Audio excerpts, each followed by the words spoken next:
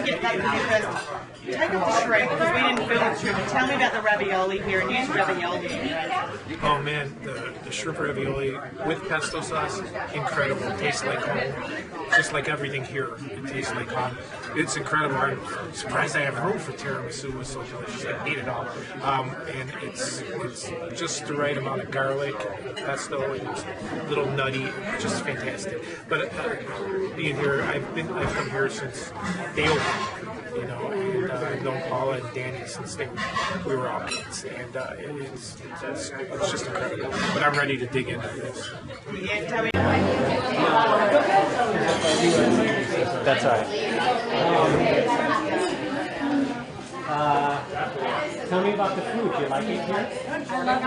I actually try and eat healthy, and it's hard to find something healthy in a place like this. But this salad is fresh, tastes wonderful. It's got great flavor. So, What do you think about the vibe? Oh, sorry. What do you think about like the vibe and stuff like that? Is it? Do you like this place? it's a really fun place to come. Especially we have 5 kids. We brought them all here last year, and they loved it. So it's a fun, family friendly, just a fun place to hang out. Is this the sort of thing that's like you usually find this kind of thing in the South, or is this? I don't think so. I haven't been across another place like this before. It's unique. Can you talk to me a little bit about like how it sort of like isn't your traditional meat and three? Definitely not traditional. Definitely not. Like you wouldn't think you would find a place like this in Savannah. It has a little bit of Southern charm. It's fun. There's a lot of 70s and there's something for everybody.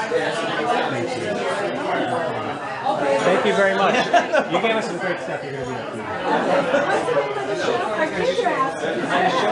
Actually, RoboCam Tim, he covered it. So I know that some peaches and corn went into the marinade with the tuna over on the Iron Chef side.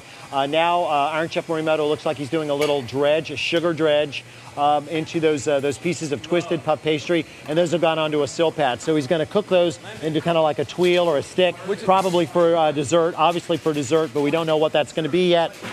Iron Chef Zakarian's got something in a shaker. There's the Irish whiskey. That is the most civilized sound on earth. There's lime juice in there. What else is in it? He's Lemon juice, lime juice. He's not talking Irish whiskey and I think some bourbon.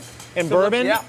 That's going to be a powerful and drink. I think that in there he also put some of that herbal liqueur that most of us threw up in college. Oh yeah, the green stuff. the German one. The German stuff that tastes like cough syrup in America. And there's some pisco in there. So this And is some what we call pisco. in university a kitchen sink cocktail. Because Yes. it's almost got all of them in there, all of the spirits. It's a morning forgetter. Yeah, it's a headache. Pisco, of course, a brandy, but from Peru and Chile, typically. Yep, they sort of argue over that one. They fight over Pisco. But they can both use it. We all get along. There's plenty of Pisco for everybody. And normally in a Pisco sour, if that's where they're going, the raw egg, the egg white. Right, but you wouldn't put that herbal liqueur that we were talking about in a Pisco sour. No, that's a bit of a different. Pisco, that would be a Pisco take. crazy. Yes, it would be. A Pisco cray-cray. We'll see if they call it that. All right, we've got some, just like some brown sugar, I think. No, that can't be brown sugar. No, that's actually wood. It's a granulated, it's apple and cherry wood that are compressed.